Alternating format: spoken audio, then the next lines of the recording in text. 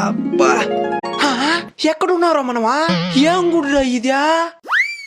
ఎక్కడున్నావురా మనమా? చెప్పేవ్రా మావా నాకు నొప్పి ఎత్తడం లేదు మావా. భయపడద్దండి, ఇది మనం కంటున్న కళ. ఇది ఏ దేవుడి గుడి తెల్లేదా? మనమే అన్వేషించి తెలుసుకుందాం. మావా శిలాశాసనం మావా. దీని చదివితే గుడి వివరాలు తెలుస్తున్నాం, చదువా.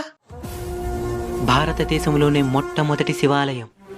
ప్రతి 60 సంవత్సరాలకు ఒకసారి నదీ జలాలు నేరుగా గర్భగుడిలోకి వచ్చి శివలింగాన్ని అభిషేకించే అద్భుత ఘట్టం జరిగే శివాలయం. సంవత్సరంలో ఒకసారి సూర్యకిరణాలు నేరుగా గర్భగుడిలో ఉన్న శివాలయం మీద పడేలా ఏర్పాటు చేయబడిన శివాలయం. ఆర్కియాలజీ డిపార్ట్మెంట్ ని ఆశ్చర్యపోయేలా చేసిన శివాలయం.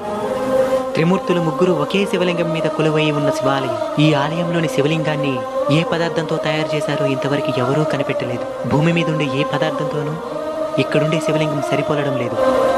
2600 సంవత్సరాల అతి ప్రాచీన ప్రసిద్ధ శివాలయం. సాక్షాత్తు పరశురాముడి చేతుల మీద